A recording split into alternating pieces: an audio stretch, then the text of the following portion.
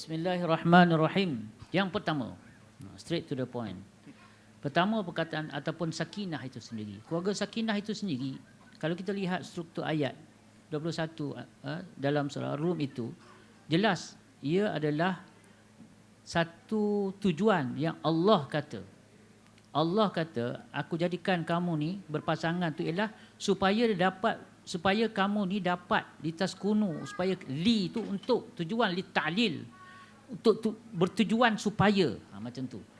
Maksudnya ia adalah janji Allah. Kau buat gini, aku bagi ni. Itu janji Allah. Jadi tugas kita ialah kita kena berusaha untuk layak dapat janji Allah Subhanahu Wa Taala.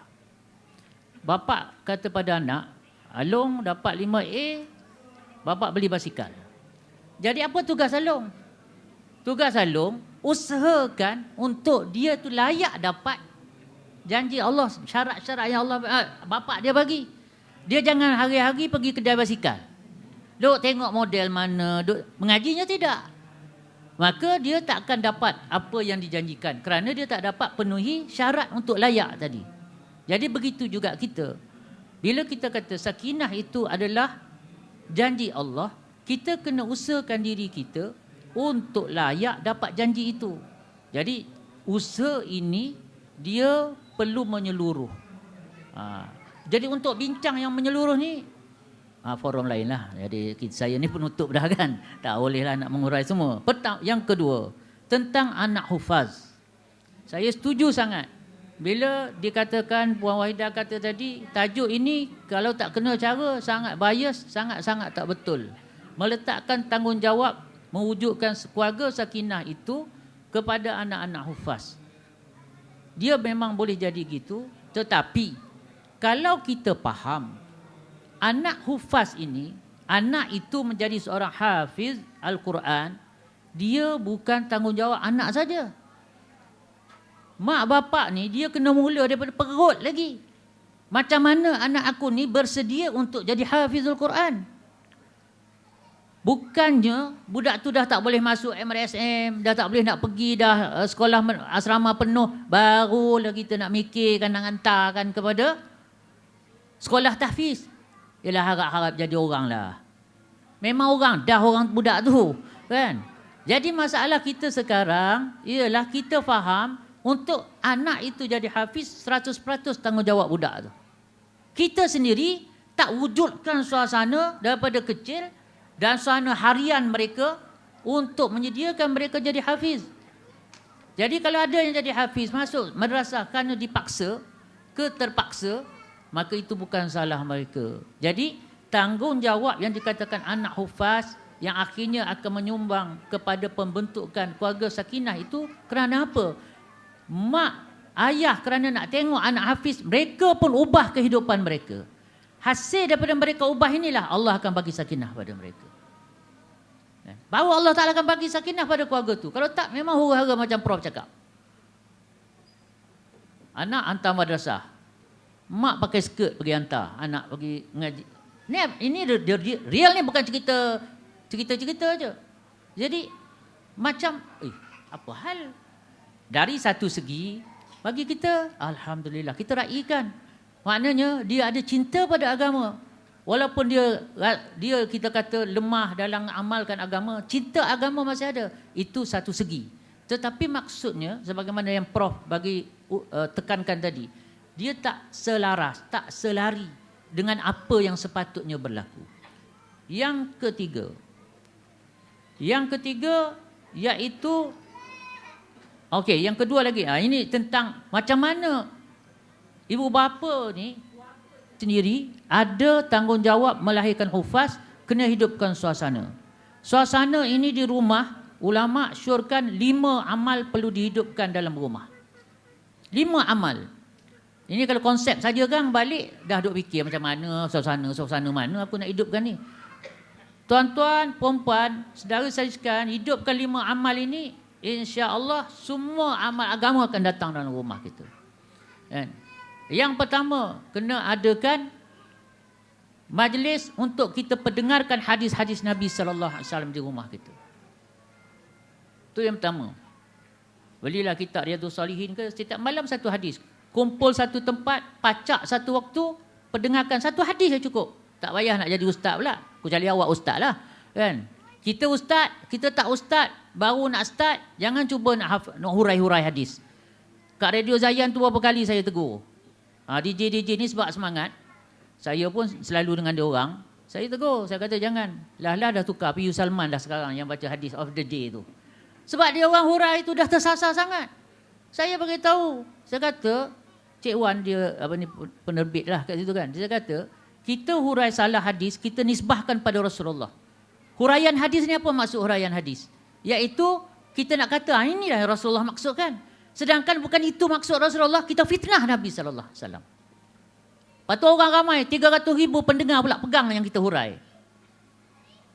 Akhirat besok, nak ngadap ke mana kita? Okey, jadi Alhamdulillah. Jadi macam tu. Tuan-tuan jangan terbeban nak masuk pondok dulu, nak belajar dulu, baru nak buat bacaan hadis di rumah, tak perlu. Beli saja Riyadhus Salihin yang ulama' dah terjemahkan tu, baca je lah satu hadis satu hari. Satu hari satu hadis. Kita kena wujudkan suasana ni. Jadi tak payah jadi ustaz dulu. Kan? Asal start je. Yang kedua, amal yang kedua, halaqah Quran. Kena wujudkan halaqah Quran. Kalau bapak tu rasa tak confident, suruh anak yang lebih tu untuk lead.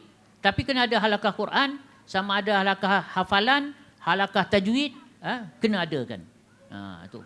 Dan termasuk dalam halaqah Quran itu ialah bacaan tahiyat. Kena cek sama juga. Kan? Kena cek sama. Terutama ayah-ayah lah, sebab ketua keluarga. Sebab tu saya, isteri saya dah balik kot. Kan? Mula-mula saya kahwin, walaupun isteri saya tu pun ustazah, mula-mulalah saya halal lah tengok dia tak pakai tudung apa semua tu. Malam yang mula-mula tu, saya kata minta maaf, tolong baca Fatihah. Saya nak dengar. Bukan test, memang minta baca kan. Yang kedua, tolong baca tahiyat. Saya nak dengar. Walaupun dia ustazah, mak ayah dia ustazah. Saya ustaz, mak ayah saya cikgu-cikgi je. Kan? Tapi sebab apa tanggungjawab suami? Kahwin dah 30 tahun, 40 tahun, dah ada cucu, kita tak pernah sekali pun dengar Fatihah isteri kita. Ini qawam macam mana? Tak sah solat isteri kita, siapa nanggung agak-agak? Jadi, kena hidupkan halaqah Quran. Yang ketiga, kita kena hidupkan untuk kita dengar kisah-kisah para sahabat Nabi sallallahu alaihi wasallam. Para sahabat ini seperti bintang di langit. Dialah akan menunjukkan pada kita. Allah perintah surah At-Taubah ayat 100, kita kena ikut sahabat. Macam mana kita nak ikut kalau kita tak kenal? Macam mana nak kenal kita tak nak ambil tahu? Maka tiap-tiap hari bacakan kisah sahabat. Banyak buku-buku yang pasal kisah sahabat ni. Itu kita kena buat. Seterusnya, yang keempat, mesyuarat harian dalam keluarga. Hatta nak beli telur esok pun tanya berapa biji pun bawa dalam mesyuarat harian. Nak beli ikan apa besok ni bawa dalam mesyuarat harian. Dan dalam mesyuarat harian tu juga kita kena ambil tahu gotong royong atas agama. Hari ni berapa juzuk dah baca? Hari ni tasbih cukup tak pagi petang? Hari ni macam mana solat jemaah? Abang solat jemaah, isteri tanya. Kan? Kalau kebetulan siangnya hari Jumaat, bang khutbah tadi apa dia? Kongsilah dengan kami. Nanti abang akan jawab dengan penuh semangat. Khutbah lah kan. Sebab dia tak dengar, dia tidur masa tu. Kan? Jadi kena ada gotong royong atas agama ni kena wujud. Ini asyik mesyuarat, langsir nak tukar. Asyik mesyuarat, nak cat warna apa raya ni, nak tukar warna. Allahu Akbar. Itu mesyuarat ujung-ujung boleh. Kan? Ujung-ujung dah habis perkara dah. Semayang, zikir, tasbih, Quran, tilawah semua dah habis. Tahajud semua dah habis. Duha semua dah habis. Baru kita cek yang tu. Kemudian yang kelima, kita kena ada saling mengajak satu sama lain untuk ambil keperluan takaza agama. Kan? Saya dengar kat masjid kita ada nak buat ceramah Maulidur Rasul. Awak boleh pergi tak tolong tukang masak ke? Kalau anak-anak tolong pergi nak patut gotong royong yang kita patut boleh bantu. Kita kena bentang. Nabi SAW cerita tuan-tuan, satu orang wanita kulit gelap. Dia ni hobi dia ialah sapu masjid Nabi je. Sapu masjid, bersihkan sampah-sampah. Dia bukan siapa. Kalau ni siak kan, kalau perempuan panggil apa? Siakah. Ke siakwati ke wallahu alam. Jadi dia ni bukan dilantik sebagai siak, tapi dia hobi dia je. Petang-petang dia pergi nyapu. Satu hari Nabi tak nampak dia. Nabi tanya, mana akak tu yang selalu duk sapu sampah? Oh, sahabat kata malam tadi meninggal. Jadi kami dah sempurnakan. Alhamdulillah kami dah ke bumi semua siap dah. Berubah wajah Nabi SAW. Terus Nabi SAW dengan nada yang agak kesal. Nabi kata, kenapa kamu tak bagi tahu aku? Setiap lain kali kalau ada siapa di kalangan kamu meninggal, bagi tahu aku. Maka kata Rasulullah, bawa aku pada kubur dia. Dan Nabi SAW telah doa dan Nabi diam. Lama Nabi SAW bagi tahu, sesungguhnya kakak ni dalam syurga. Sebab suka membersihkan sampah-sampah daripada masjid Nabi SAW. Tengok tuan-tuan.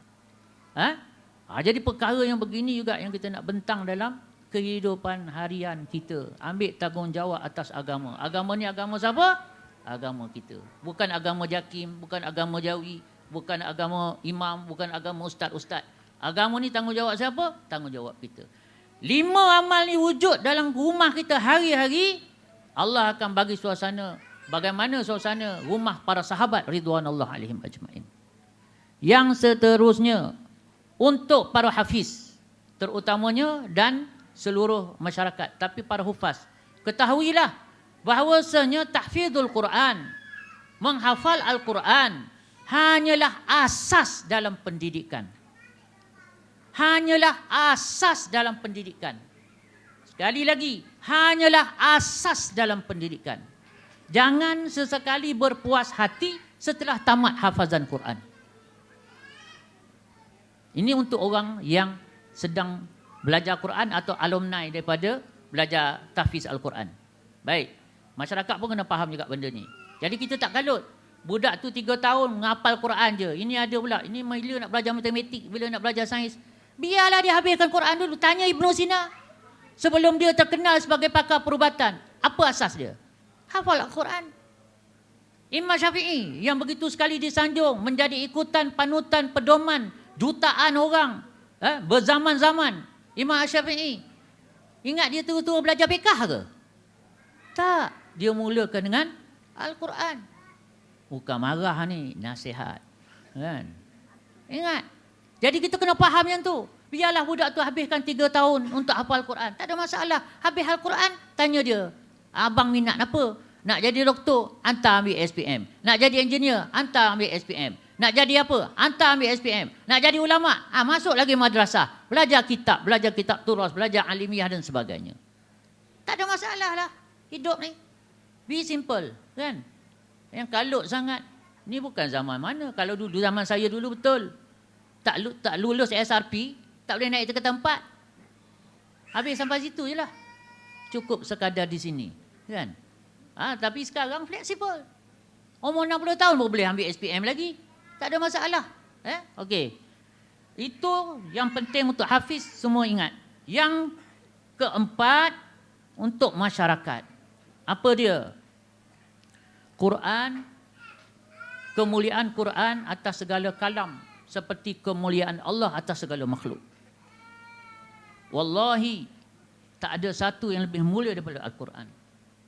Quran ni, tuan-tuan perempuan, saudara-saudari, tengok pun dapat pahala dah. Tak payah ceritalah hafal. Tengok pun dapat pahala. Jadi, kita kena faham, ni pasal pahala panjang lebar dah, Ustaz. Akhir hari kita cerita tadi. Dia mudah gini je. Pahala tu apa? Pahala itu adalah nilai kepada redha Allah. Nilai kepada redha Allah. Semayang kalau satu orang, semayang seorang-seorang, Allah suka tak? Jawablah. Suka. Sebab apa? Dia tunaikan perintah Allah solat. Tapi nak banding dia pergi semayang jemaah, mana Allah lebih suka? Suka tu redha lah. Jadi, jemaah, macam mana engkau tahu semayang jemaah tu Allah lebih redha? Allah lebih suka. Macam mana?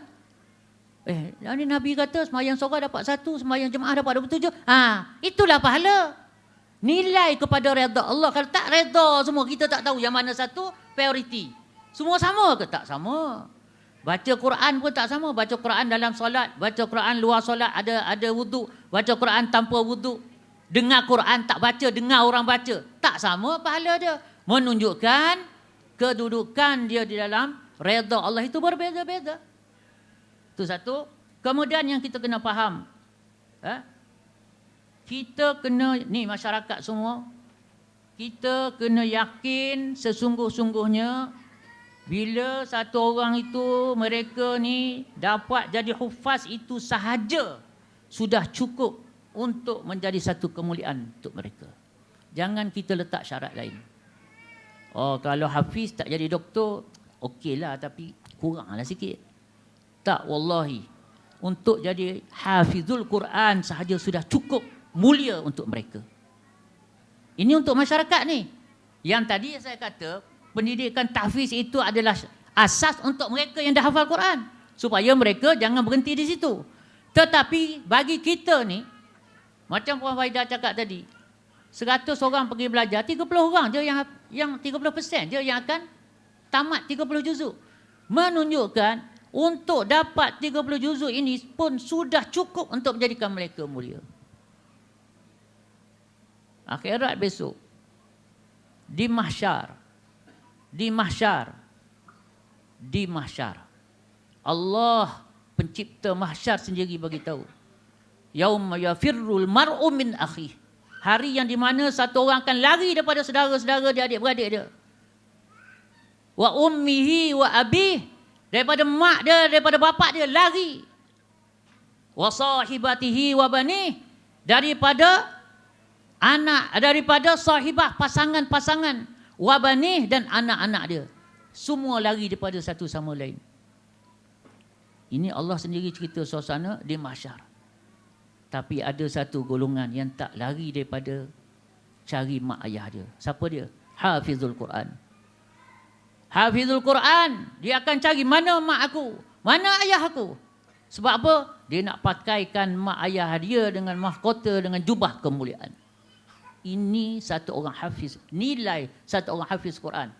Tak kiralah dia hafiz Quran yang jadi doktor ke, dia hafiz Quran yang jadi imam tarawih saja ke, dia jadi hafiz Quran jadi ustaz muqaddam je ke. Allah Ta'ala tak letak sebarang syarat lain untuk muliakan satu orang yang hafizul Quran. Ini kita kena faham betul-betul.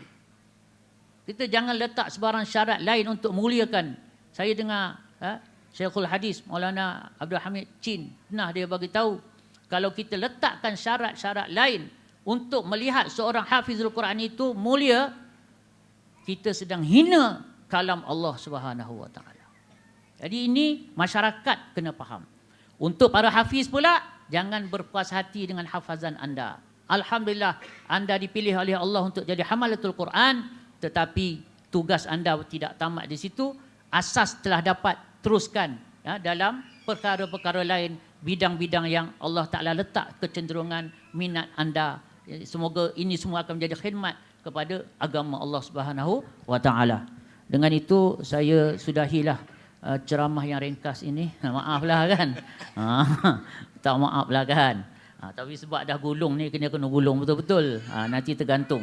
Wallahu taala alam. Saya sudahi dengan kata-kata Sayyidina Abu Bakar As-Siddiq radhiyallahu taala anhu, fa in kana sawaban fa minallah, jika ada yang benar itu daripada Allah, wa in kana khata'an fa minni wa minasyaitan, jika ada salah dan silap maka itu adalah kelemahan saya dan dorongan syaitan. Semoga Allah ampunkan saya, tuan-tuan, puan-puan, saudara sekalian dapat maafkan saya. Wallahu taala a'lam. Saya serahkan balik pada saudara moderator. Jazakallah khair Ustaz. Oh, panjang lebar sampai yang penghujung tadi pun ambil yang moderator punya juga. Alhamdulillah, jadi majlis mengucapkan ribuan terima kasihlah kepada Al-Fadhil Ustaz Gunawan, kepada Dr. Khaizir, kepada Ustaz Akhil Khair dan Puan Wahidah di atas kesudian untuk bersama-sama kita dalam pentas pada hari yang berbahagia ini, pada pagi yang bahagia ini, insya-Allah. Alhamdulillah. Semoga apa yang disampaikan pada tuan-tuan dan puan dan panel audiens kita di Facebook dapat kita jadikan amalan dan juga kita sampaikan pada sahabat-sahabat yang tidak ada di sini, insya-Allah. Jadi kita sentiasa memartabatkan Al-Quran sebagai satu benda yang paling ulung, paling agung, supaya ia menjadi satu panduan dalam kehidupan kita di dunia dan akhirat, insya-Allah. Jadi dengan itu kita tangguh dulu majlis kita. Dan nak bagi pengumuman sikit, insyaAllah pada jam 2:30 petang nanti, pada jam 2:30 petang nanti kita ada satu sesi forum aksi silat dan pentas silat dan aksi ya. Jadi jemput semua tuan-tuan perempuan untuk hadir petang ni insyaAllah pada jam 2:30. Kita jemput untuk solat Zuhur saya berjemaah di atas dan ada makanan disediakan di belakang dewan. Terima kasih. Sekian wabillahi taufik wa hidayah. Wassalamualaikum warahmatullahi wabarakatuh.